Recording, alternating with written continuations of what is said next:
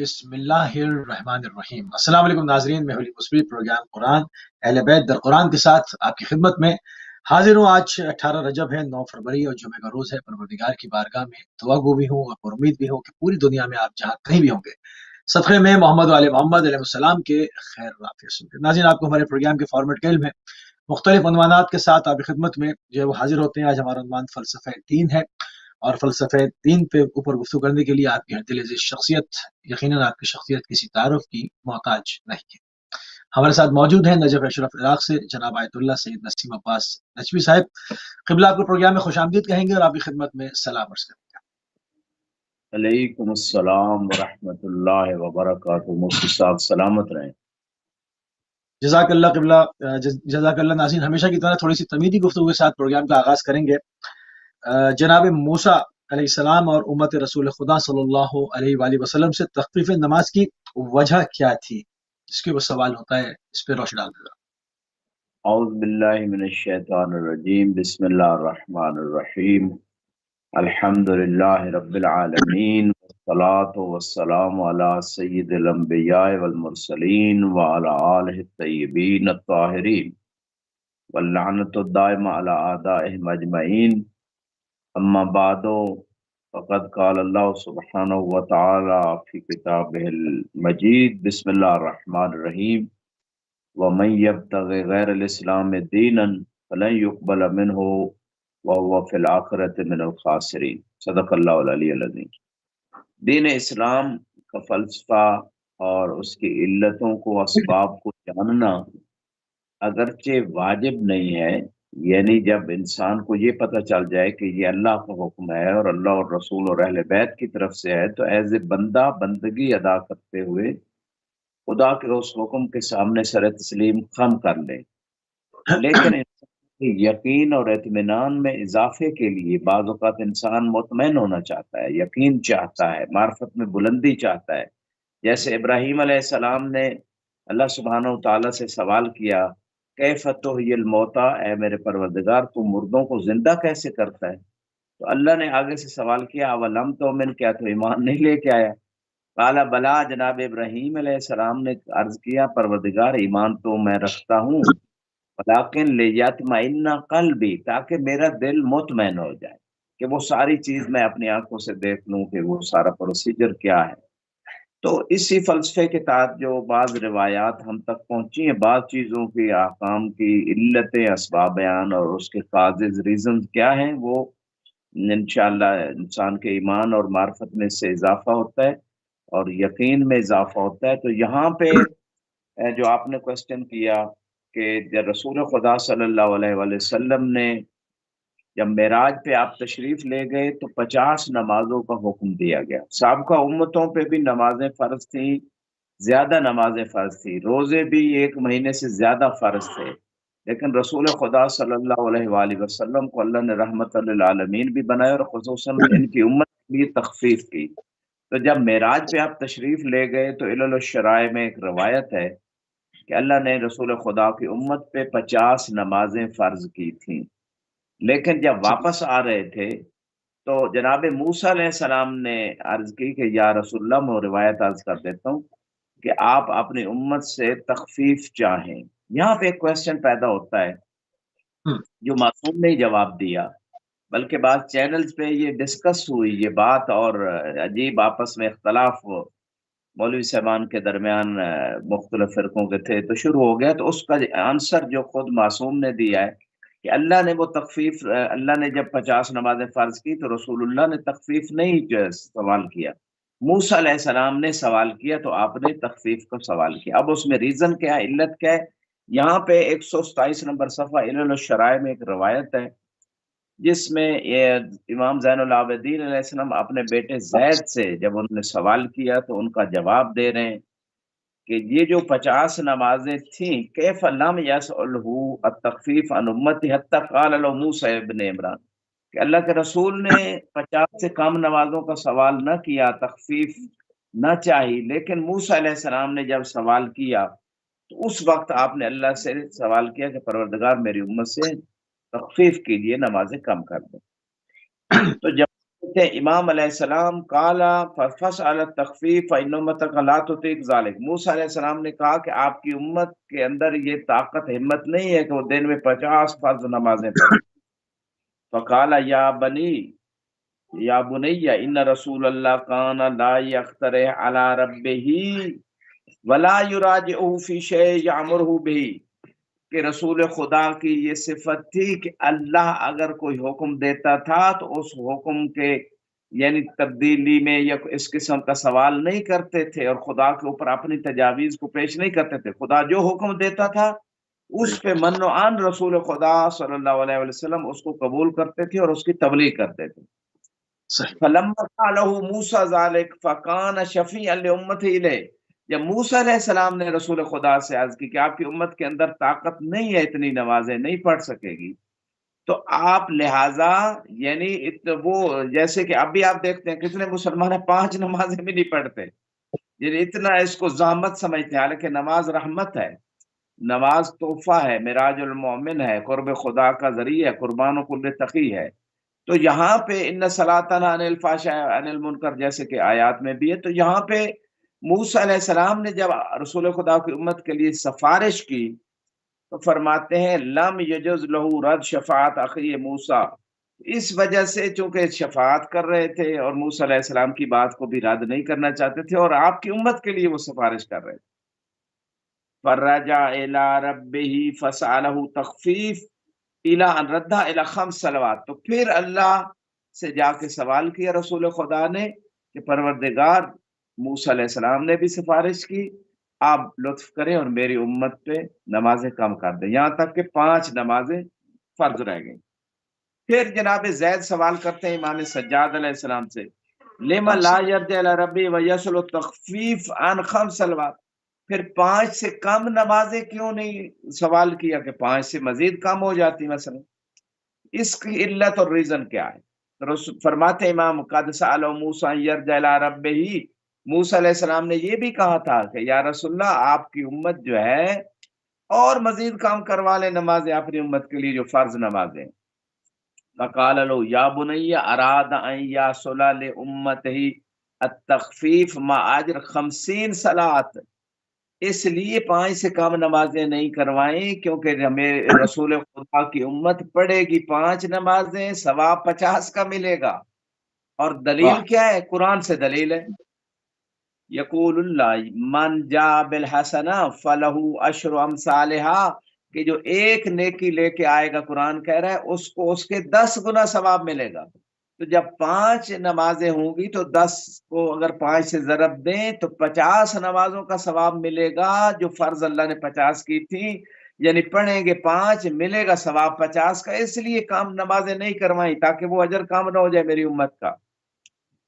الا تری انہ لما هبط الى الارض نزل الى جبرائیل فقال یا محمد صلی اللہ علیہ وآلہ وسلم ان ربک یقرئک السلام ویقول ان 5 ب50، کہ میں نے آپ کی امت کے لیے جو 5 نمازیں ہیں وہ 50 کے بدلے میں اس کا ثواب پڑھیں گے 5، ملے گا ثواب 50 نمازوں کا۔ اور شاید یہی فلسفہ ہے اس مقام پہ موسی صاحب، جو اللہ نے 51 رکعت نماز یعنی 17 فرض رکھتے ہیں 5 وقت کی، اور 17 کو ڈبل کریں تو 34 رکعت جو مستحب نمازیں ہیں، سنت 2 صبح کی، 8 ظہر کی، 8 عصر کی، اور عشاء کی 2 رکعت بیٹھ کے 1 شمار ہوتی ہے، اور اسی طرح جو ہے نا وہ 4 رکعتیں مغرب کی نوافل، تو یہ 34 رکعت نوافل اور 11 رکعت جو نماز شب ہے، یہ ساری ملا کے ڈبل نمازیں۔ اس کا بھی فلسفہ ہے کہ خدا نے وہ 51 رکعت کیوں رکھی، جو 34 رکعت پڑے گا نوافل اور 17 فرض،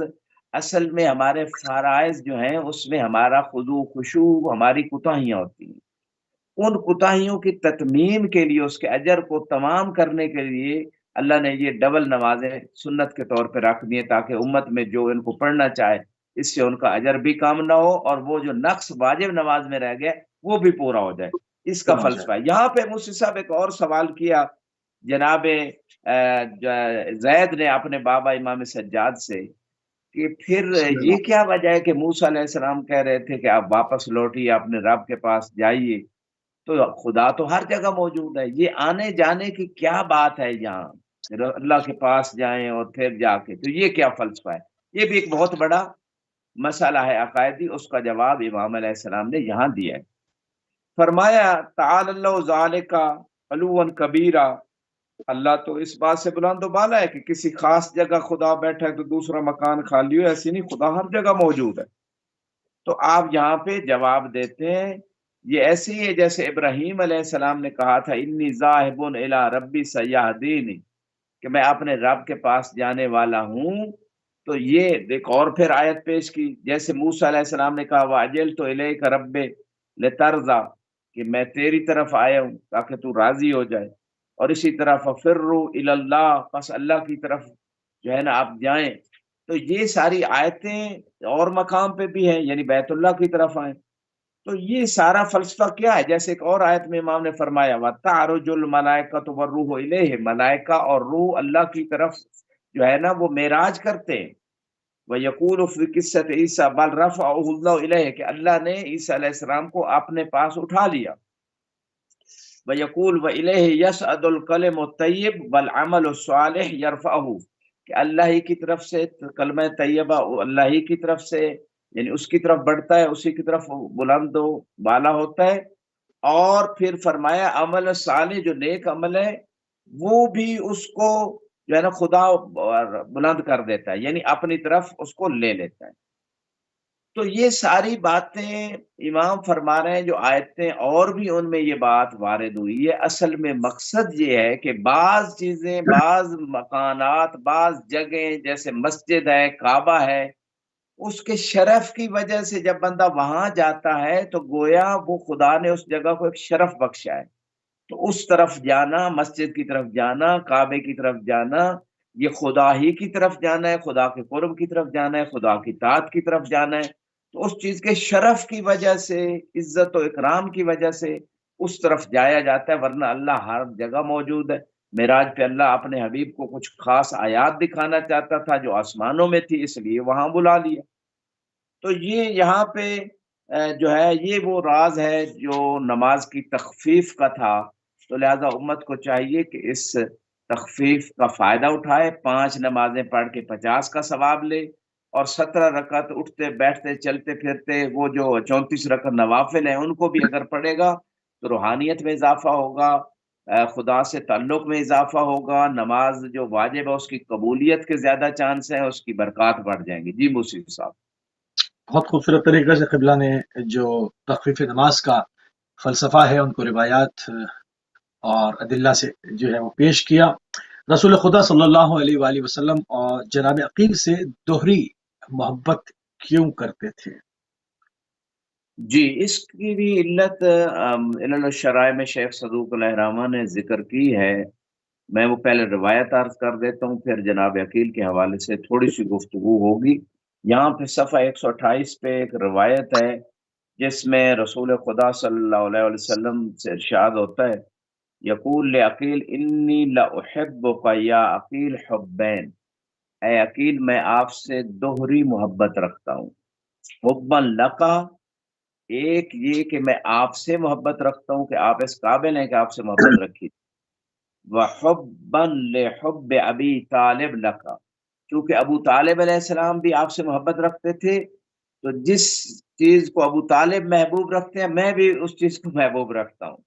اس میں جناب عقیل کی عظمت اس حدیث میں بھی موجود ہے، اور جناب ابو طالب علیہ السلام کی عظمت کا بھی ذکر کیا رسول خدا صلی اللہ علیہ وآلہ وسلم نے، کہ رسول خدا کو ابو طالب کی چاہت محبوب ہے۔ جو چیز ابو طالب چاہتے ہیں، دیکھیں کائنات چاہتی ہے کہ رسول راضی ہو جائیں تاکہ اللہ راضی ہو جائے، اور رسول اس چیز کو محبوب رکھتے ہیں جسے ابو طالب علیہ السلام محبوب رکھ رہے ہیں۔ قل ان کنتم تحبون اللہ، اگر یعنی لوگ یہ کہتے تھے کہ ہم اللہ سے محبت رکھتے ہیں، تو اللہ نے ایک قانون بنا دیا قرآن میں، آپ فرما دیجئے اگر تم اللہ سے محبت کرتے ہو فاتبعونی، میری اتباع کرو، یحببکم اللہ، اللہ بھی تم سے محبت رکھے گا۔ تو لہذا رسول کی اتباع میں اللہ کی محبت کو حاصل کیا جا سکتا ہے۔ اور رسول جو ایک فلسفہ بتا رہے ہیں کہ ابو طالب علیہ السلام کی چاہت میں خوش ہوتا ہوں اور وہ چیز میرے لیے محبوب ہے۔ اور دوسری بات عقیل سے دوہری محبت، یعنی یہ جو شرف جناب عقیل کو ملا ہے، یہ کسی اور ہستی کو، بہت کم ہستیاں جن کو یہ شرف، معصومین کے علاوہ بہت کم ہستیاں ہیں جنہیں یہ شرف ملا کہ دوہری محبت رسول خدا ان سے کرتے ہیں۔ اچھا، اس میں بھی ایک فلسفہ تھا کہ یہ اظہار محبت کیوں کیا؟ میرے ناقص خیال میں چونکہ جناب عقیل علیہ السلام کی شخصیت کو بنو امیہ نے کوشش کی گرا دیا جائے، لہٰذا آپ نے پہلے سے ارینجمنٹ کر دیا کہ جس سے رسول خدا دوہری محبت رکھتے ہوں وہ شخصیت بلند و بالا ہوتی ہے، اس کو کوئی گرا نہیں سکتا۔ اور دوسری بات، جناب عقیل کی ساری اولاد جو ہے وہ دیکھیں دین کے کام آئی، کربلا کی تحریک میں وہ کام آئی۔ اور پھر اگلی بات یہاں پہ، جناب عقیل جو شام گئے تھے وہ اصل میں اس دور میں جو مولا علی علیہ السلام کے خلاف پروپیگنڈا ہو رہا تھا کہ نعوذ باللہ، اب کیا کیا الفاظ نقل کفر کی باتیں ہیں کہ مولا علی کے خلاف کہ نماز نہیں پڑھتے اور نعوذ باللہ قافلوں کو لوٹ لیتے ہیں، اس طرح کا جھوٹا پروپیگنڈا۔ اور اس دور کے پروپیگنڈے کو ختم کرنے کے لیے کوئی ایسی شخصیت کا جانا ضروری تھا جو علی علیہ السلام کی عدالت اور ان کے کمال اور مقام کی صحیح ترجمانی کر سکے، اور عقیل سے بہتر کوئی نہیں کر سکتا تھا، عقل مندی سے، جن کا نام ہی عقیل ہے تو ان کے پاس عقل کا کیا کمال ہوگا کہ عقل مندی اور دانائی اور حکمت سے جا کے لوگوں کو یہ سمجھایا کہ عقیل نے اپنے تصرف سے، عمل سے بتایا کہ مولا علی اتنے عادل ہیں کہ اپنے بھائی کو بھی اس کے حق سے زیادہ دینے کے لیے تیار نہیں ہے۔ تم اس علی سے جنگیں لڑتے ہو جو اس قدر عادل ہیں، اس علی کے مخالف ہو جو اس قدر عادل ہیں، تو کیسے کمپیئر کر رہے ہو علی کی حکومت اور کسی اور کی حکومت کے درمیان؟ علی جیسے حاکم اور کسی اور حاکم کے درمیان کیسے علی پہ ترجیح دے رہے ہو کسی اور کو؟ وہ علی جو اپنے بھائی کو بھی اس کے حق سے زیادہ دینے کے لیے تیار نہیں ہے۔ تو یہاں پہ یہ ایک حکمت تھی جناب عقیل علیہ السلام کی، اور مولا علی کے مشورے سے تمن گئے۔ تو میں سمجھتا ہوں سلام ہے جناب عقیل پہ کہ مولا علی کی شخصیت پہ جو پروپیگنڈے ہو رہے تھے ان کے خلاف، اس کا ایسا دفاع کیا وہاں جا کے بھائی نے کہ دیکھو یہ ہے علی، اور علی کی عدالت اور علی کی عظمت اور علی کی شان اور علی کی حکومت اور علی کا انصاف۔ جی موسی صاحب۔ سبحان اللہ، بہت ہی خوبصورت طریقے سے جناب عقیل کے ساتھ رسول خدا صلی اللہ علیہ وآلہ وسلم کی جو دوہری محبت تھی اس کو قبلہ پیش فرما رہے تھے۔ تھوڑا سا آگے بڑھیں گے۔ حب اللہ اور بغض اللہ کا جو فلسفہ ہے کہ خدا کے لیے محبت اور خدا کے لیے ہی کسی کے ساتھ عناد، اس کا فلسفہ پیش فرما دیں قبلہ۔ جی، بات میں آپ کے سوال کا جواب دینے سے پہلے ایک روایت یہاں پہ میرے ذہن میں آ گئی۔ محبت کی جب بات ہو رہی ہے، محبت خدا کی بات، محبت رسول اور محبت اہل بیت کی بات بھی قرآن میں ہوئی۔ قل لا اسألکم علیہ اجرا الا المودۃ فی القربى، اور یہاں پہ ایک دنیاوی محبت ہے، اس کی بات بھی روایت میں معصوم نے بیان کر دی کہ دنیا دار لوگوں کی جو محبتیں ہیں، جھوٹی محبتیں، اس کی علت کیا ہے۔ یہاں پہ 134 نمبر صفحہ پہ ایک حدیث ہے، امام صادق علیہ السلام سے ارشاد فرماتے ہیں، جب سوال ہوا محبت دنیا کے بارے میں تو آپ نے فرمایا قلوب خلت من ذکر اللہ، کہ یہ جو دنیا کی محبت میں لوگ گرفتار ہیں یہ وہ دل ہیں جو اللہ کے ذکر سے خالی ہیں۔ فَأَذَاقَهَا اللَّهُ حُبَّ غَيْرِهِ، اللہ نے ایسے دلوں کو جو اللہ کی محبت سے خالی ہیں، دین کی اطاعت سے خالی ہیں، ذکر خدا سے خالی ہیں، ایسے دلوں کو سزا دی ہے کہ وہ غیر اللہ یعنی ایسی دنیا کی محبت میں گرفتار ہو جائیں کہ اسی میں ہی پھر پھنسے رہیں۔ تو یہ بعض اوقات انسان کے ذہن میں ایک کوشچن آتا ہے کہ یہ تو پھر اللہ کر رہا ہے، ایسی بات نہیں ہے۔ بعض آیات میں اس کا جواب دیا گیا ہے کہ خدا جیسے مچھر کی مثال اللہ نے قرآن میں دی ہے، اور اس میں ارشاد فرمایا یہدی بہ کثیرن و یضل بہ کثیرن، اسی مثال سے بہت سارے لوگوں کو خدا ہدایت بھی دیتا ہے اور بعض لوگوں کو گمراہ بھی کرتا ہے۔ اب خدا تو گمراہ کرتا ہے تو یہ تو بات سوال پھر پیدا ہو گیا، خدا گمراہ کرتا ہے تو بندے کا اختیار نہیں، ایسی بات نہیں۔ خدا نے آگے جواب دیا ہے ولا یضل بہ وما یضل بہ الا الفاسقین، کہ خدا جو ہے اس مثال سے اگر کسی کو گمراہ کر رہا ہے تو ان لوگوں کو جو فاسق ہیں، جو بے دین رہنا چاہتے ہیں، جو اپنی اصلاح نہیں کرنا چاہتے،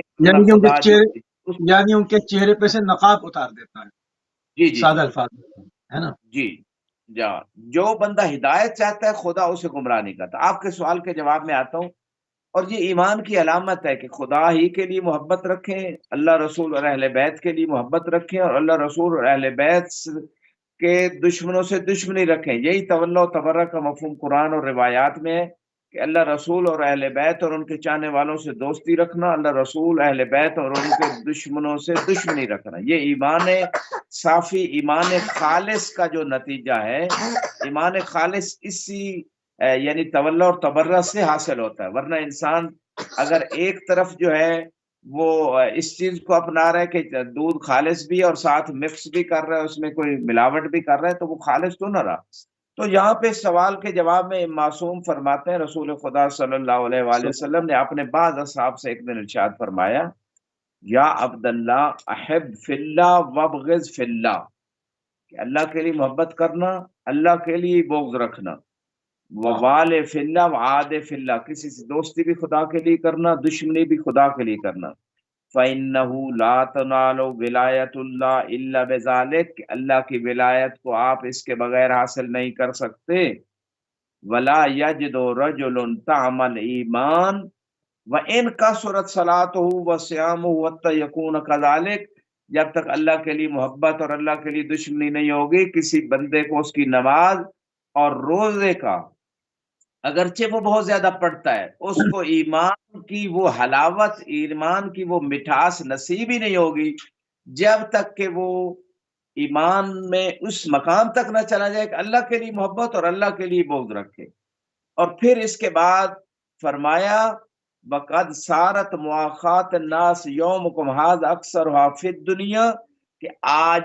رسول خدا کے زمانے کی بات ہے، آج تو دنیا اس سے آگے کہیں جا چکی ہے کہ آج لوگوں کے جو دوستیاں ہیں، جو تعلق ہیں، وہ دنیا کی وجہ سے ہیں۔ رسول خدا فرما رہے ہیں اللہ کے لیے نہیں ہے دوستی، نہ اللہ کے لیے دشمنی ہے۔ دوستی ہے تو دنیا کے لیے، دشمنی ہے تو دنیا کے لیے۔ اور پھر فرمایا، علیہا یتوادون وعلیہ یتباغضون، دنیا کے لیے محبت اور دنیا کے لیے بغض، وذالک لا یغنی عنہ من اللہ شیئا، اور یہ چیز ان کو اللہ سے کوئی فائدہ دینے والی نہیں ہے۔ فقال له کیف لی ان اعلم انی قد والیت وعادیت فی اللہ، تو مجھے کیسے پتہ چلے کہ میں اللہ کے لیے کسی سے دوستی رکھ رہا ہوں اور اللہ کے لیے بغض رکھ رہا ہوں۔ ومن ولی اللہ حتی والی، اور کون اللہ کا ولی ہے، اللہ کا دوست ہے تاکہ میں اس سے دوستی رکھوں، یہ مجھے کیسے پتہ چلے؟ اچھا سوال کیا اس نے۔ ومن عدو حتی وادی، مجھے کیسے پتہ چلے کہ کون اللہ کا دشمن ہے تاکہ میں اس سے دشمنی رکھوں۔ فاشار له رسول اللہ علی علی علیہ السلام، اللہ کے رسول نے اس بندے کو مولا علی کی طرف متوجہ کیا اور اشارہ کیا مولا علی علیہ السلام کی طرف۔ قال اترى هذا، فقال بلا، قال ولی هذا ولی اللہ، کہ جو علی کا دوست ہے وہ اللہ کا دوست ہے۔ وعدو هذا عدو اللہ فعادہ، اور جو علی کا دشمن ہے وہ اللہ کا دشمن ہے، فعادہ، تو بھی اس سے دشمنی رکھ۔ ثم قال وال ولی هذا ولو انه قاتل ابیک وولدک، کہ علی کے دوست کو دوست رکھنا اگرچہ وہ تیرے والد اور بیٹے کا قاتل کیوں نہ ہو۔ یعنی چونکہ جنگوں میں جو ہے لڑائیاں ہوتی تھی رسول خدا کے زمانے میں، تو بعض اوقات ایک دوسرے، کسی کا باپ قتل کیا ہوا، کسی کا بیٹا قتل کیا ہوا ہے، لیکن وہ شخص اگر مومن ہو گیا ہے تو اس کے بعد رسول خدا فرما رہے ہیں، بے شک تو نے جنگ میں اللہ کے حکم پہ عمل کرتے ہوئے اس کے باپ بیٹے کو بھی مارا ہے، تو اگر یہ مومن ہے تو اس سے دوستی رکھنا چونکہ یہ علی کا دوست ہے۔ وعاد عدو هذا ولو انه ابوک وولدک، اور علی کے دشمن کو دشمن رکھنا اگرچہ تیرا باپ اور تیرا بیٹا ہی کیوں نہ ہو۔ اللہ اکبر، سبحان اللہ، سبحان یہ اللہ، ہے بے شک ایسا۔ ایمان۔ جزاک جانم اللہ، یہ فدا خالص جی جانم فدا امیر المومنین، اللہ اکبر، اللہ جی اکبر، سبحان اللہ، سلامت سبحان ہے۔ اللہ۔ اچھا قبلہ، محب اہل بیت اور بغض اہل بیت، اس پہ تھوڑی سی روشنی اور ڈالتے ہیں، جی، مزید محبت تھوڑی سی اہل روشنی۔ بیت، جی، اور بغض محب، اہل بیت کی علت کیا ہے، سبب کیا ہے؟ کچھ لوگ اہل بیت سے محبت رکھتے ہیں، کچھ لوگ اہل بیت سے بغض رکھتے ہیں، اس کی بھی علت روایات میں بیان ہوئی ہے، اس کی ریزن کیا ہے۔ یہاں پہ بہت ساری روایات ہیں موسی صاحب، رسول خدا فرماتے ہیں، من احبنا اہل البیت فلیحمد اللہ علی اول النعم، کہ جو ہم اہل بیت سے محبت رکھتا ہے وہ پہلی نعمت پہ اللہ کا شکریہ ادا کرے۔ قیل وما صحیح، اول النعم، نعمتوں میں پہلی نعمت کون سی ہے؟ سوال کیا گیا۔ قال طیب الولادہ، فرمایا حلال زادہ ہو، ولا یحبنا الا مؤمن تابت ولادتہ، ہم اہل بیت سے وہی بندہ محبت رکھتا ہے جس کی ولادت پاکیزہ ہو۔ اللہ پھر اکبر، دوسرے مقام پہ امام باقر علیہ السلام فرماتے ہیں اللہ صلی من اللہ علیہ وسلم۔ اتھا یجد برد حبنا علی قلبہ فلیحمد اللہ علی اول النعم، کہ جو اپنے دل میں ہماری محبت کی ٹھنڈک محسوس کرے وہ پہلی نعمت پہ اللہ کا شکریہ ادا کرے۔ قیل وما بعد النعم، قال طیب المولد، پہلی نعمت یہ ہے کہ اس بندے کی ولادت حلال طریقے سے ہوئی ہے، لہذا اس پہ اللہ کا شکریہ ادا کرے۔ پھر ایک اور روایت میں خود مولا امیر المومنین رسول خدا سے ایک حدیث نقل کرتے ہیں اور فرماتے ہیں یا علی من احبنی و احبکا و احب العائمہ من ولدکا فلیحمد اللہ علی طیب مولدہ، یا علی جو آپ سے، مجھ سے، آپ سے اور آپ کے پاک اولاد جو ائمہ ہیں ان سے محبت رکھے، وہ اللہ کی اس بات پہ حمد کرے کہ وہ حلال زادہ ہے۔ اللہ فَإِنَّهُ لَا يُحِبُّنَ إِلَّا مُؤْمِن تَابَتْ وِلَادَتُهُ، کہ جو بھی مومن ہم سے محبت رکھتا ہے اس کی ولادت پاکیزہ ہے۔ وَلَا يُبْغِضُنَا إِلَّا مَنْ خَبُثَتْ وِلَادَتُهُ، اور جو بھی ہم سے بغض رکھتا ہے وہ اس کی ولادت میں خباثت ہے۔ ایک اور روایت میں ارشاد فرماتے ہیں یہاں پہ، اور یہ روایت جو ہے اس میں لمبی روایت ہے، میں آپ کی خدمت میں رأیت جابرن متوکئن علی عصاہ، کہ جابر نے رسول خدا سے سنا تھا، صلی اور اللہ اس میں علیہ میں آپ کی خدمت میں وہ روایت بھی پیش کر دیتا ہوں۔ بسم اللہ۔ پہلے قال معاشر الانصار، رسول خدا فرماتے ہیں اے انصار اردو اولادکم علی محبت علی، اپنی اولاد کے سامنے علی کی محبت پیش کرو۔ پیش کرو، فَإِنْ سبحان اللہ۔ أَبُوا فَهُمْ مِنْكُمْ، اگر وہ محبت علی کو قبول کر لیں تو آپ کی اولاد ہیں۔ وَإِنْ یا علی، أَبَوْا فَلَيْسُوا مِنْكُمْ، اگر وہ علی کی محبت کو قبول نہیں کرتے تو وہ تمہاری اولاد نہیں ہے۔ قال سبحان جابر اللہ۔ ابن عبداللہ، یہ روایت جو آپ کی خدمت میں پیش کر رہا ہوں صفحہ 137 پہ موجود ہے۔ تو اس روایت رسول خدا کی اس بات کو سننے کے بعد جابر نے کیا کیا؟ جابر ابن عبداللہ جو صحابی ہیں، فَكُنَّ نَعْرِضُ حُبَّ عَلِيَّ عَلَىٰ اولادنا، تو ہم اپنی اولاد کے اوپر علی کی محبت کو پیش کرتے تھے۔ فَمَنْ أَحَبَّ عَلِيًّا عَلِمْنَا أَنَّهُ مِنْ أَوْلَادِنَا، تو جو علی سے محبت رکھتا تھا تو ہمیں علم ہو جاتا تھا کہ یہ ہماری اولاد ہے۔ من ابغض علیًا انتفینا منہ، اور جو علی سے بغض رکھتا تھا ہم اس سے بیزاری کا اظہار کرتے تھے کہ یہ ہماری اولاد نہیں ہے۔ اور اسی روایت میں موسی صاحب ایک اور بات بھی جو قرآن کے اندر موجود ہے وہ بھی آپ کی خدمت میں پیش کر دیتا ہوں، بسم اللہ، بسم اور اللہ، یہ ہے کہ فقلنا یا رسول اللہ، ایک صلی شخص اللہ کو دیکھتے ہیں کچھ لوگ، کننا بنا مع رسول اللہ اذ بصرنا برجل ساجد و راکع و متضرع، ہم اندر موجود تھے حج کے موقع پہ، ایک شخص کو دیکھا رکوع کر رہا ہے، سجدے کر رہا ہے، بڑی تضرع سے عبادت کر رہا ہے، تو ہم نے کہا یا رسول اللہ ما احسن صلاۃ، کتنی اچھی نماز پڑھ رہے ہیں۔ فقال هو الذي اخرج اباكم من الجنہ، رسول خدا نے فرمایا اسی نے تمہارے باپ آدم کو جنت سے نکالا تھا۔ فمضى الیہ علی علیہ السلام، تو مولا علی علیہ السلام اس کے پاس جاتے ہیں، اس شخص کے پاس جو نماز، یعنی جو شیطان تھا انسانی شکل میں نماز پڑھ رہا تھا، تو چونکہ پکڑا جن اس کو۔ مختلف شکلوں میں آ سکتے ہیں، تو مولا علی اس کے پاس گئے، فَحَزَّهُ حَزَّ أَدْخَلَ أَضْلَعَهُ الْيُمْنَى فِي الْيُسْرَى وَالْيُسْرَى فِي الْيُمْنَى، امام نے اس کو ایسا جا کے جھنجھوڑا کہ دائیں پسلیاں اس کی بائیں طرف کی اور بائیں والی دائیں طرف کی۔ ثم قال لَأَقْتُلَنَّكَ إِنْ شَاءَ اللَّهُ، اگر اللہ چاہے گا تو میں تجھے ابھی قتل کر دوں گا، مولا نے یہ فرمایا۔ فقال لن تقدر على ذلك الى اجل معلوم عند ربی، کہ اللہ نے مہلت دی ہوئی ہے، ٹھیک ہے، تو جب تک خدا کی مہلت ہے، لہذا مولا بھی اسے اس کے اوپر اپنا غضب للہ جو ہے وہ ظاہر کر رہے تھے کہ یہ شیطان نے کیا شیطنت کی۔ تو پھر شیطان یہ کہتا ہے مالک ترید قتلی، فواللہ ما ابغضک احد الا سبقت نطفتی الی رحم امہ قبل نطفت ابیہ، کہ تو مجھے کیوں قتل کرنا چاہتا ہے علی؟ جو بھی آپ سے بغض رکھتا ہے نا، اس کے باپ کے نطفے سے پہلے میرا نطفہ اس کی ماں کے رحم میں جاتا ہے۔ اب کیا بات، یہ قرآن سے بات ثابت ہو، ابھی آیت سامنے آ رہی، وَلَقَدْ شَارَكْتُ مُبْغِضِيكَ فِي الْأَمْوَالِ وَالْأَوْلَادِ۔ شیطان مولا علی سے کہہ رہے جابر یہ سب لوگ سن رہے ہیں یہ ساری باتیں، اور شیطان کہتا ہے کہ اے علی آپ سے بغض رکھنے والے کی اولاد اور مال میں میں شریک ہوتا ہوں۔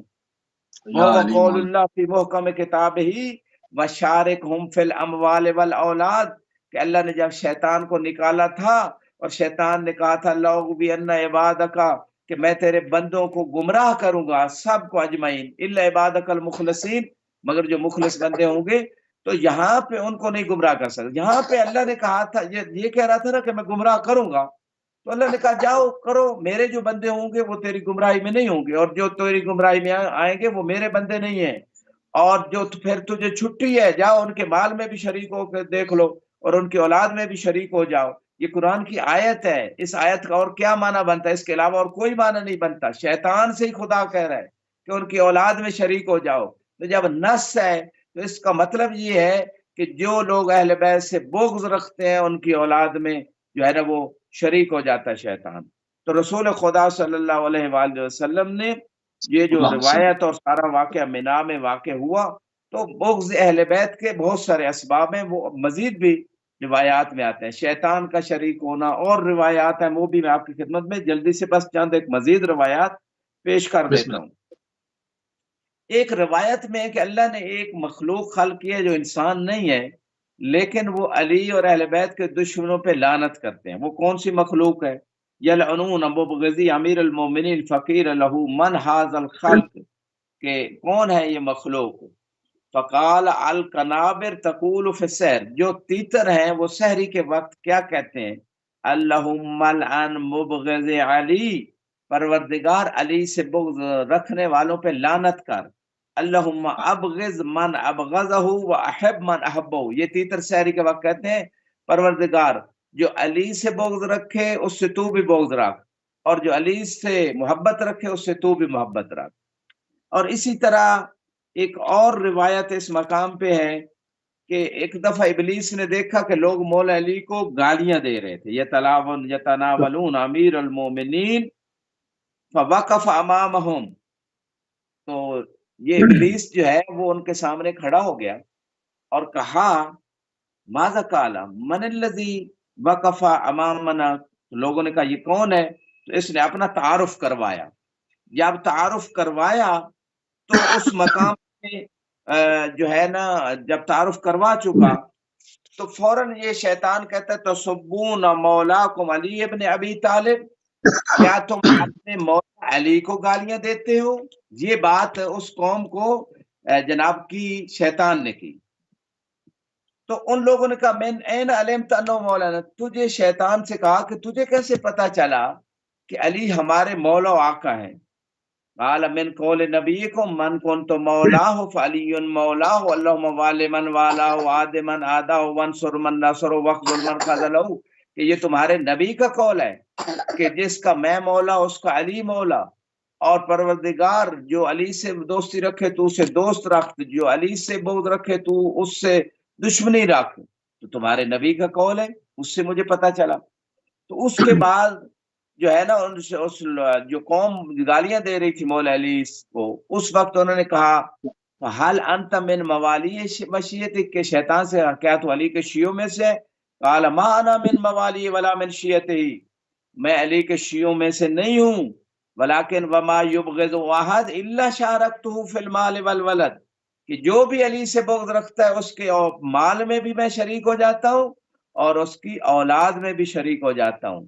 اور شیطان جب نکلا تھا تو اس وقت وہ خدا کی بارگاہ سے اس نے یہی کہا تھا لاغودن صراطک المستقیم، پروردگار میں لوگوں کو صراط مستقیم سے بھٹکاؤں گا، سیدھے راستے سے۔ اور روایات بتاتے ہیں صراط مستقیم علی ابن ابی طالب علیہ السلام ہے، یعنی لوگوں کو علی سے بھٹکاؤں گا یہ بھی ہے، اور لوگوں کو جو علی سے بغض رکھیں گے ان کے مال اور اولاد میں شریک ہو جاؤں گا یہ خدا نے اس کو مہلت دی ہوئی ہے کہ جو گمراہ ہونا چاہتے ہیں تو پھر تجھے چھٹی ہے، تو ان کے مال اور اولاد میں شریک ہو جائے۔ اور بس ایک آدھ روایت یہاں پہ آپ کی خدمت میں، اور اس جو آپ کے کویسچن کا جواب جو ہے اسی پہ کمپلیٹ کرتے ہیں۔ اور یہاں پہ فرمایا من احب، رسول خدا فرماتے ہیں من احب علی فی حیاتی و بعد موتی کتب اللہ لہ الامن والایمان، کہ جو بندہ علی کی زندگی میں اور زندگی کے بعد بھی محبت رکھے گا، اللہ تعالیٰ اسے امن بھی عطا کرے گا اور ایمان بھی عطا کرے گا۔ ما طلعت الشمس او غربت ومن ابغض فی حیاتی و بعد موتی مات میتۃ جاہلیہ وحوسب بما عمل، کہ اگر کوئی علی سے بغض رکھے گا تو جاہلیت کی موت مرے گا، اور جو عمل بھی کرے گا اس کا بھی اس سے حساب لیا جائے گا۔ اور اسی طرح ایک اور روایت یہاں پہ موسوی صاحب ابو ایوب انصاری سے ہے، اے رضو حب علی اولا اولادکم، وہ عبداللہ ابن انصاری کی بات تھی، جابر ابن عبداللہ انصاری کی، اور یہ ابو ایوب انصاری کی ہے۔ وہ بھی وہی بات کرتے تھے کہ اپنی اولاد کو علی کی محبت پیش کرو اولاد کے اوپر، فمن احبہ فہو منکم، تو جو بندہ علی سے محبت رکھے گا اس کا مطلب ہے وہ آپ کا بیٹا، آپ کی اولاد ہے۔ وَمَن لَّمْ يُحِبُّهُ فَاسْأَلُوا أُمَّهُ مِنْ أَيْنَ جَاءَتْ بِهِ، تو ابو ایوب انصاری کہتے ہیں کہ جو علی سے محبت نہیں رکھتا اس کی ماں سے پوچھا جائے کہ وہ کہاں سے لے کے آئی۔ فَإِنِّي سَمِعْتُ رسول اللہ صلی اللہ علیہ وآلہ وسلم، ابو ایوب انصاری صحابی کہتے ہیں میں نے رسول خدا سے سنا، یقول علی ابن ابی طالب لا یحبک الا مومن، اے علی آپ سے مومن کے علاوہ محبت کوئی نہیں رکھے گا، ولا یبغضک الا منافق، اور منافق کے علاوہ بغض کوئی نہیں رکھے گا، او ولد زنیہ، یا حرام زادہ آپ سے بغض رکھے گا، اور حملت امہ وہی تامس، یا اس کی ماں ان خاص دنوں میں اس کے جو ہے نا حمل ٹھہرا اس وجہ سے آپ سے بغض، یعنی تین قسم کے لوگ ہیں جو بغض رکھیں گے علی سے، یا وہ منافق ہوگا یا حرام زادہ ہوگا، یا اس کی ماں ان دنوں میں اس کا عمل ٹھہرا ہوگا جن دنوں میں وہ خاص ایام۔ تو یہ تین اسباب ہیں، ان میں سے جو مولا علی کا قاتل تھا اس کو بھی مولا نے میسم کی تمار کے دکان پہ بیٹھے تھے تو یہ گزرا تو مولا نے اس کو بلایا اور کہا مسجدوں میں جایا کرو، اور دوسرا یہ بھی فرمایا تیری ماں نے تجھے بتایا نہیں تھا کس حالت میں تیرا حمل ٹھہرا تھا، تو وہ اس وجہ سے مولا نے اس کو بتا دیا کہ تو میرا قاتل ہے، اور تیرا اصل چونکہ تیری ابتدا خباثت اور نجاست سے ہے اس وجہ سے تو میرا قاتل بنے گا۔ تو میسم نے کہا مولا آپ اس کو پھر ہم قتل کر دیتے ہیں، مار دیتے ہیں، تو مولا نے کہا ابھی تک اس نے جرم نہیں کیا، جرم سے پہلے میں اس کو سزا کیسے دے سکتا ہوں۔ تو یہ تھا مقام اہل بیت۔ جی موسی صاحب۔ سبحان اللہ سبحان اللہ۔ شیطان اور دشمنان اہل بیت کے بارے میں جو ہے وہ قرآن کیا فرما رہا ہے؟ جی یہی باتیں جو خدمت میں میں نے عرض کر دی کہ قرآن میں وشارکم فی الاموال والاولاد، کہ شیطان کو اللہ نے مہلت دی تھی، کہ شیطان نے جب کہا نا تھا کہ بھئی میں گمراہ کروں گا، تو اللہ نے کہا میرے بندوں کو تو کر نہیں سکتا، جو تیرے بندے بنیں گے پھر تجھے چھٹی ہے، ان کے مال میں بھی شریک ہو جا اور ان کی اولاد میں بھی شریک ہو جا، اور مال میں ایسا شریک ہوتا ہے کہ دیکھیں حرام کاموں پہ لگواتا ہے، نیک کاموں پہ نہیں لگنے دیتا، زکوٰۃ نہیں دینے دیتا، میں اس پہ اور تھوڑی سی گفتگو مزید کرنا چاہ رہا ہوں تھوڑا سا، اس لیے میں نے اس کو دوبارہ سے اس کے ایک دوسرے پوائنٹ کی طرف لے کے جانا چاہ رہا ہوں، یعنی کہ اگر یوں کہا جائے کہ ایک جس وقت پروردگار نے کہا کہ تو میرے خاص بندوں کو نہیں بہکا سکتا، تو یعنی ایک موالیان اہل بیت علیہ السلام کے لیے ایک پروٹیکشن شیلڈ کا بندوبست کیا، میں اس حوالے سے بھی بات کرنا چاہ رہا ہوں۔ جی بالکل، یہاں پہ جو روایات آپ کی خدمت میں پیش کی اس میں یہ بات موجود ہے کہ جب رسول خدا نے یہ فرمایا کہ خدا کسی بندے کا ایمان اس وقت اس کو حلاوت ہی محسوس نہیں ہوتی، اس کی وہ مٹھاس ہی نہیں، ذائقہ ہی نہیں چکھ سکتا ایمان کا، جب تک کہ للہ بغض رکھے اور للہ ہی وہ دوستی رکھے۔ تو پھر سائل نے سوال کیا کہ مجھے کیسے پتہ چلے کون ولی اللہ ہے میں اس سے دوستی رکھوں، کون عدو اللہ ہے میں اس سے دشمنی رکھوں؟ تو رسول خدا نے ایک میزان اور معیار بتا دیا، مولا علی موجود تھے، ان کی طرف اشارہ کیا، اور رسول خدا نے فرمایا ولی ھذا ولی اللہ، کہ جس بندے کی دوستی علی سے ہے وہ اللہ کا دوست ہے، فوالے ہو اس سے تو بھی دوستی رکھ، وعدو ھذا عدو اللہ، جو علی کا دشمن ہے وہ اللہ کا دشمن ہے، تو بھی اس سے دشمنی رکھ۔ تو یہ تیرا ایمان جو ہوگا خالص ہو جائے گا اور ایمان للہ ہو جائے گا، اور تیرا ایمان قبول کر لیا جائے گا۔ آج بھی دیکھیں 14 سال بعد اتنی احادیث روایات تحقیق کا دور، اب بھی تک لوگ ایسے لوگوں سے دوستی رکھ رہے ہیں جو علی کے دشمن ہیں، جن کی دشمنی اظہر من الشمس ہے، جنہوں نے پتہ نہیں صحیح کیا کیا کیا اہل بیت پہ ظلم ستم، تو ایسے لوگوں سے صحیح، دوستی رکھ رہے ہیں اور اسی پہ دوسروں آتا کو ہوں، اسی پہ مدد آتا کر ہوں، رہے ہیں۔ جنہوں نے مولا امیر المومنین حضرت علی ابن ابی طالب علیہ السلام کو ترک کیا، یعنی جو کہ نصوص و احادیث سے واضح ہے، غدیر کا اعلان جو ہے وہ 1.25 حاجیوں کے سامنے ہے، آیات قرآنی آپ کے قصیدے پڑھ رہی ہیں، آپ کی طہارت کی گواہی دے رہی ہیں، تمام آپ کے جنگوں کے قصیدے پڑھ رہی ہیں، تمام چیزوں کے ہوتے ہوئے دوسروں کو مولا امیر المومنین پہ ترجیح دیتے ہیں، اور ان کو جو خود لولا علی حلق الفلاں بن فلاں، مطلب خود اپنی جو ہے وہ کمتری کا اور ضعف کا احساس کرتے ہوئے خود اقرار کر رہے ہیں، مگر امت پیچھے چلی جا رہی ہے کہ یہ نہیں دیکھتی کہ اب کس نے کہا کہ اگر علی نہ ہوتے تو میں ہلاک ہو جاتا، مگر پھر بھی مولا امیر المومنین پہ ترجیح دی جا رہی ہے۔ اس کی وجہ کیا ہے؟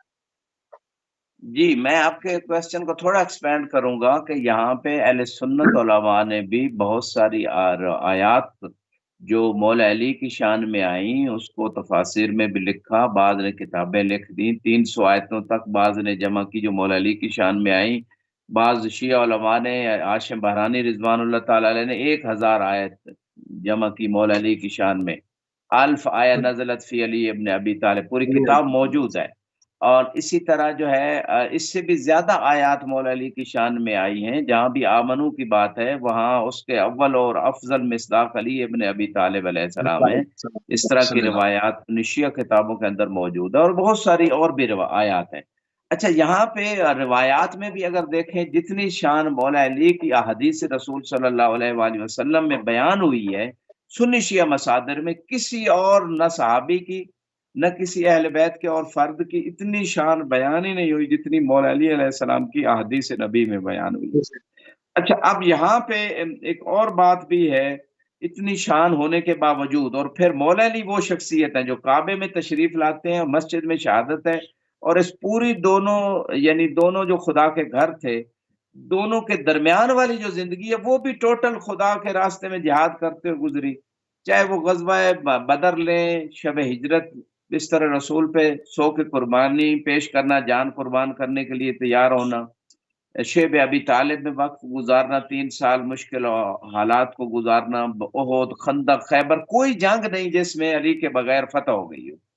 اب یہاں پہ بات اتنی بڑی خدمت کرنے والی شخصیت اسلام کی اور اتنی فضیلت رکھنے والی شخصیت اللہ اور رسول کی بارگاہ میں، تو پھر کیا وجہ، ایک سوال پیدا ہوتا ہے اہل عقل کے لیے، تمام مسلمانوں کے لیے ایک سوال ہے کہ کیا وجہ پھر علی کو چھوڑ کے، اور جس کی ولایت کا اعلان بھی، امامت کا، خلافت کا، جانشینی کا رسول خدا نے دعوت ذوالعشیرہ میں بھی کیا، اور جب غزوہ تبوک پہ گئے اس وقت بھی کیا، مشہور حدیث ہے سنی شیعہ کتابوں میں، انت منی بمنزلت ہارون من موسیٰ، جو ہارون وصی موسیٰ تھے آپ بھی وصی آخری رسول ہو۔ تو یہاں پہ یہ ساری باتیں، اور پھر غدیر پہ جو اتنی متواتر حدیث ہے من کن تو مولا والی، سنی شیعہ نے اس کو مانا، اس کو تواتر کی حد تک لکھا، لیکن جو ہے اس کو عملی طور پہ قبول کرنے کے لیے تیار نہیں، یعنی ساری چیزیں اتنا اعلان خلافت ہو گیا مولا علی کا، امامت کا، 2000 دلیلیں علامہ مہلی نے لکھ دی، الفین، کتاب کا نام ہی الفین ہے، 1000 دلیلیں 12 ائمہ کی امامت پہ ہیں، قرآن حدیث اور عقل سے، اور 1000 دلیلیں تقریباً انہوں نے لکھی ہیں جو مولا علی کے علاوہ کوئی اگر دعوت ہے، اور اہل بیت کے علاوہ 12 ائمہ کے علاوہ کوئی دعوت امامت و خلافت کرتا ہے تو اس کے بطلان پہ 1000 دلیلیں، 2000 دلیلیں کسی عالم نے آج تک نہیں لکھی، نہ کوئی اس کتاب کا رد کر سکا۔ اتنی فضیلت اور اتنی ادلہ براہین ہونے کے باوجود پھر بھی علی علیہ السلام کو ان کے حق کے خلافت امامت سے پیچھے ہٹا دینا ایک سوال بنتا ہے، عقلی سا سوال ہے، اور کسی نے امام سے، کئی لوگوں نے ائمہ سے یہ سوال کیے، اس کا جواب میں چند ایک روایات آپ کی خدمت میں پیش کر دیتا ہوں۔ یہاں پہ جو ہے لوگوں نے علی کو اچھا، کیوں چھوڑ دیا؟ ہمارے جی پاس 4 منٹ ہو گیا، ٹوٹل 4 منٹ رہ گیا۔ جی، بس میں بڑی جلدی سے آپ کی خدمت میں جو ہے نا وہ پیش کر دیتا ہوں۔ امام نقی علیہ السلام سے سوال کیا گیا، اور امام تقی علیہ السلام سوال ہوا، امیر المومنین فی اسب موقف، ہاں، تو جب یہ سوال کیا گیا کہ کیا وجہ ہے کہ مولا علی علیہ السلام کو پیچھے ہٹا دیا گیا اور باقی لوگ جو تھے ان کو آگے لایا گیا، حالانکہ مولا علی علیہ السلام وہ شخصیت تھی کہ جن کی فضیلت میں کوئی شک و شبہ نہیں ہے۔ تو یہاں پہ سوال مولا علی علیہ السلام سے ہی کیا گیا، روایت کہتی ہے، اور روایت امام نقی علیہ السلام سے ہے کہ ان سے کسی راوی نے پوچھا کہ کیوں یہ سارا کچھ ہوا، تو وہ جواب دیتے ہیں کہ خود مولا علی سے سوال ہوا، کیف مال الناس عنہ الی غیری وقد عرف فضلہ وسابقتہ ومکانہ من رسول اللہ، کہ رسول خدا کے ساتھ ان کی قربت اور ان کی فضیلت مولا علی کی، اور وہ سارا مقام ہونے کے باوجود جو ہے کیا وجہ ہے کہ وہ ان کو پیچھے ہٹا دیا گیا؟ تو امام فرماتے ہیں ما انما مالو عنہ الی غیرہ، کہ مولا علی علیہ السلام کو چھوڑ کے دوسرے لوگوں کو خلیفہ بنا لیا گیا، مان لیا گیا، وجہ یہ تھی لأنه كان قد قتل آباءهم وأجدادهم وآمامهم وأخوالهم وأقرباءهم المحاربین للہ ولرسول عددا کثیرا۔ امام فرماتے ہیں کیونکہ مولا علی نے ان کے آبا کو، ان کے اجداد کو، ان کے ماموں کو، ان کے چچاؤں کو، ان کے رشتہ داروں کو، جو اللہ سے جنگ کر رہے تھے، لوگ رسول سے جنگ کر رہے تھے، ایک بہت بڑے عدد کو مولا علی نے قتل کیا تھا جنگوں میں، اس وجہ سے مولا علی علیہ السلام کو لوگوں نے چھوڑ دیا۔ فَقَانَ حِقْدُهُمْ عَلَيْهِ لِذَالِكَ فِي قُلُوبِهِمْ، اسی وجہ سے کہ مولا نے ان کے رشتہ داروں کو مارا تھا، ان کے دلوں میں علی کے بارے میں بغض اور حقد تھا۔ فَلَمْ يُحِبُّوا أَن يَتَوَلَّى عَلَيْهِمْ، تو نہیں چاہتے تھے کہ علی ان کے اوپر آقا اور مولا بن کے بیٹھیں۔ وَلَمْ يَكُنْ فِي قُلُوبِهِمْ عَلَى غَيْرِ مِثْلِ ذَلِكَ، اور دوسروں کے لیے یہ حقد نہیں تھا۔ کیوں نہیں تھا؟ جو جنہوں نے علی کو چھوڑا اور دوسروں کو لے کے، ان کے بارے میں یہ حقد لوگوں کے دلوں میں نہیں تھا۔ کیوں؟ لِأَنَّهُ لَمْ يَكُنْ لَهُ فِي الْجِهَادِ بَيْنَ يَدَيْ رَسُولِ اللَّهِ مِثْلُ مَا كَانَ لَهُ، کیونکہ ان لوگوں نے اسی طرح قتل و غارت نہیں کی تھی، یعنی جنگوں میں رسول خدا کے ساتھ جب تھے تو ان کے آبا و اجداد کو نہیں مارا ہوا تھا، ان کے رشتہ داروں کو نہیں مارا ہوا تھا، لہذا ان کے بارے میں حقد نہیں تھا، علی کے بارے میں حقد تھا۔ حالانکہ اللہ کے رسول سے، اور امام فرماتے ہیں فَلِذَالِكَ عَدَلُوا عَنْهُ وَمَالُوا، اسی وجہ سے علی کو چھوڑ دیا۔ اب یہاں پہ بات جو ہے، رسول خدا معیار دے کے جا رہے ہیں ایمان کا، یا علی لا یحبک الا مومن ولا یبغضک الا منافق، اور پھر فرمایا لولا کا یا علی ما عرف المومنون بعدی، میرے بعد مومن کا پتہ ہی نہ چلتا اگر آپ نہ ہوتے۔ تو ایمان تو یہیں پہ ہے نا، اگر آپ کے باپ کا قاتل بھی ہے رسول خدا کرے، آپ کے بیٹے کا قاتل بھی ہے، تو اس سے دوستی رکھو، چونکہ وہ علی سے دوستی رکھتا ہے۔ تو جب اس سے بھی دوستی اس کو کنکلوڈ تو کر ہی چکے نا جی، اس کو تو آپ کنکلوڈ کر ہی چکے نا، شیطان شامل ہو چکا تو پھر اولاد میں بھی تو رہ کیا گیا، مطلب بات تو کنکلوڈ ہو ہی چکی ہے بہرحال۔ جی، تو بس آخری موسی صاحب کے رسول خدا فرما رہے ہیں کہ فی اللہ بغض فی اللہ، کہ علی سے اور علی کے دوستوں سے محبت رکھنا ہے، اسی میں ایمان ہے، اسی میں ایمان کا ذائقہ ہے، اور علی اور علی کے دشمنوں سے دشمنی رکھنا اسی میں ایمان کا ذائقہ، اور جو لوگ علی کو پیچھے ہٹا رہے ہیں تو پھر ایمان کہاں جائے گا؟ وآخر دعوانا الحمدللہ رب العالمین۔ جزاک اللہ قبلہ، جزاک اللہ، انتہائی مشکور ہیں اور انتہائی ممنون ہیں جناب آیت اللہ سید نسیم عباس نشوی صاحب کے، کہ آپ نے ایک مرتبہ پھر نجف اشرف عراق سے اپنا قیمتی ٹائم اہل بیت ٹی وی کو دیا۔ فلسفہ دین، اس میں نوجوانوں کے ذہن میں اٹھنے والے اس سوالات کا اس میں ہم جواب دیتے ہیں اور پوری کوشش کرتے ہیں مختصر سے ٹائم میں رہتے ہوئے کہ جو کچھ